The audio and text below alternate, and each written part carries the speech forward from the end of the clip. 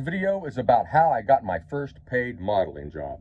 I've told this story before on the internet, probably TikTok, so it's been told before, but I'm going to tell it again. Back in 1981, not everybody was a model.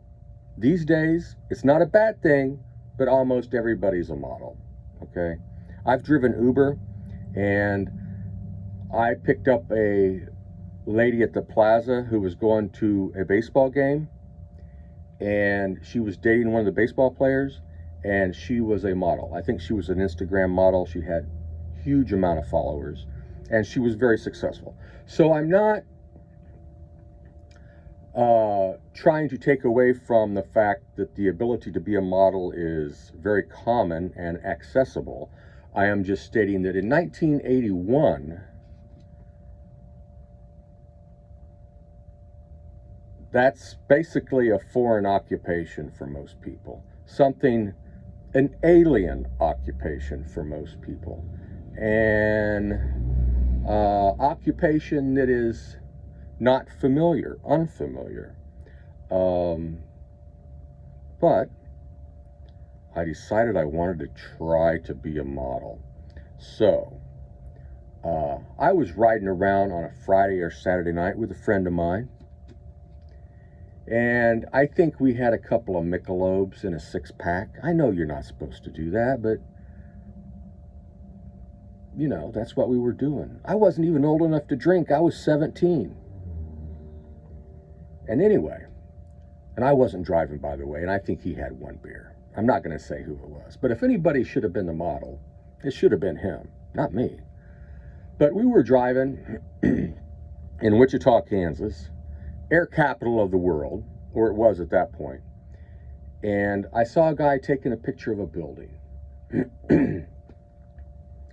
And I said, stop, stop. I told the driver to stop. I'm not going to say his name because it would completely give away who it is. Even if I just gave his first name. Anybody who knows me would say, oh, it was so-and-so.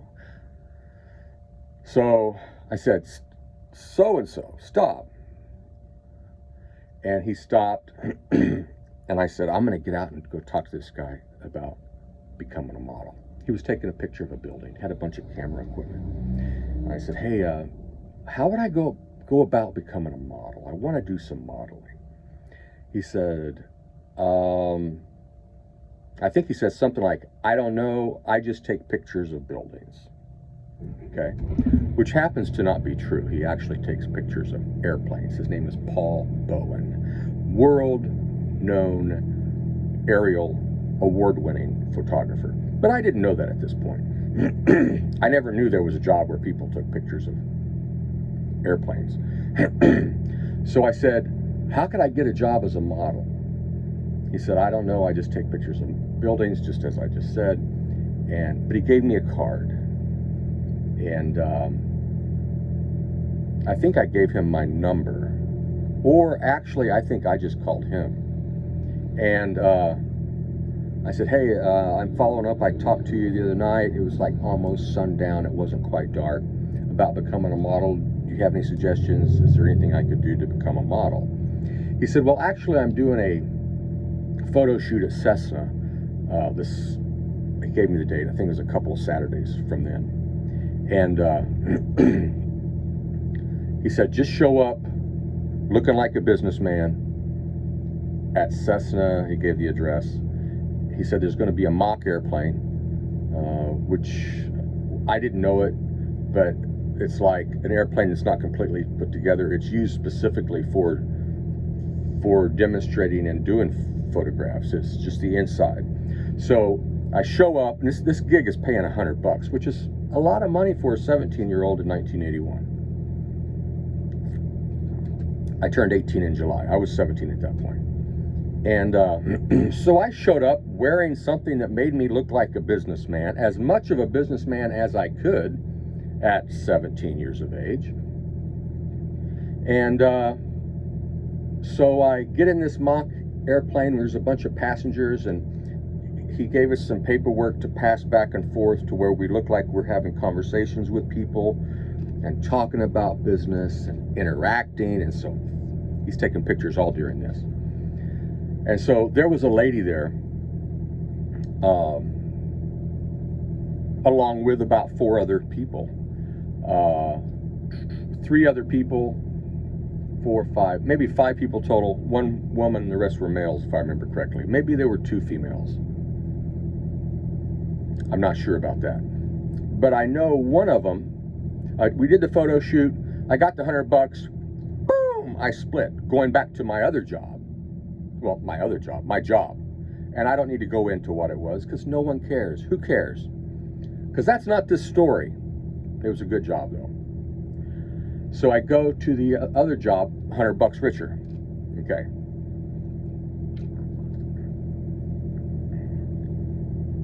I remember the woman's name who was in that photo shoot. I think she actually introduced herself. Anyway, I found out her name. Her name was Bonnie Bing, okay? Her current name is Bonnie Bing Corbin. She grew up in Wichita. I didn't know any of this stuff. I had no clue about anything. Grew up in Wichita, and she was the fashion editor, fashion writer for the Wichita Eagle Beacon. I'm not sure if it's Wichita Eagle or Wichita Eagle Beacon or Wichita Beacon, but anyway, the Wichita newspaper. She was the main person, the person who wrote, the person who did all the stuff for the fashion and like food topics and just the social stuff going on in Wichita, if it related to fashion and stuff along those lines. She was the person. So, which I didn't care about. That was not, I mean, I was 17 years old, you know. I'm not going to be rubbing shoulders with the elite of Wichita, Kansas. I'm not. I'm sure some 17-year-olds have. I'm not going to. And if you want to know the elite of Wichita, I could go on and on who they are. Not that I know them, but I know their names. Okay. So I remembered her name, and I remembered she worked for the newspaper. So about 2 years, almost 3 years. Okay, 83. Let's just say 83. Because it is 83. I walk up to the Wichita Eagle. I remember her name. I find out where her office is. I walk up to her office.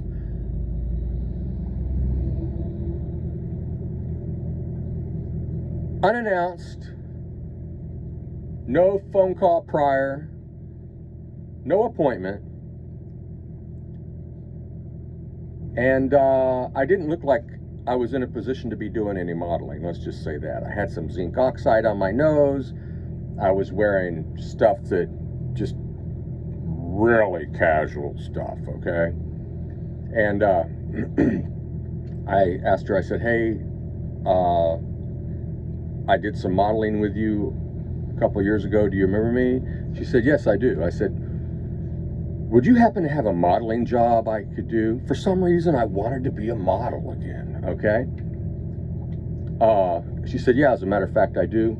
I'm going to be doing a photo shoot for the holiday edition of the Wichita Eagle. And she said, I want you to wear a tuxedo from Bricks Menswear, which is a big deal in the Wichita area, at least it was then. And we're going to do the photo shoot at the Holiday Inn. It's not the Holiday Inn now.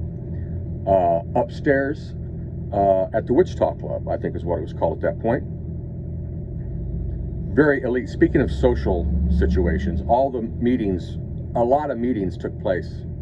Not that I would ever know, but it was a very elite restaurant. I mean, I guess anybody could get in, but that's where a lot of people went. So, but the photo shoot was not in the restaurant. It was on the spiral staircase going down, okay, into a different level of the Holiday Inn, which is a real tall building, not flat. It's real tall. And so she said, she said, I will bring the tuxedo to you. It pays $100. Good number, good enough for me. And we'll do the photo shoot, and that'll be it. It'll come out later on. So I showed up. She handed me the tux. I go into the restroom. I change into the tuxedo. I come out, and there's a photographer there. She is not the photographer, and it was not Paul Bowen, a different photographer. And they arranged us on the 2 women and 1 guy, and me. The guy was older. The women were kind of young, older than me, but younger than him. They all looked like they could be at the Wichita Club doing the social thing. It wasn't necessarily a business thing, but I was wearing a tuxedo. I don't know in business, do you ever wear a tuxedo to a business meeting? I have no idea if you wear a tuxedo to a business meeting. Probably not. So it was just a different shoot other than the business concept. So I did the photo shoot. She gave me the $100. She said, can you take this back to Bricks? Can you take this tuxedo back to Bricks? The answer was, yes, I can. So I did. And November 22nd, 1983, the Wichita Eagle came out. And I was in a big layout in the middle of the newspaper along with those three other people standing on that spiral staircase. I was actually on the front of the Eagle Beacon too, just my face. Okay, then you open it up, holiday edition, November 22nd, 1983. And so those are my 2 paid modeling stories. I'm kind of proud of that. I didn't go online to research it. I don't even think there was online back in 81, 83. I didn't even know how to research it other than walk, walk, walk, talk, talk, talk, ask, ask, ask. That's all I knew.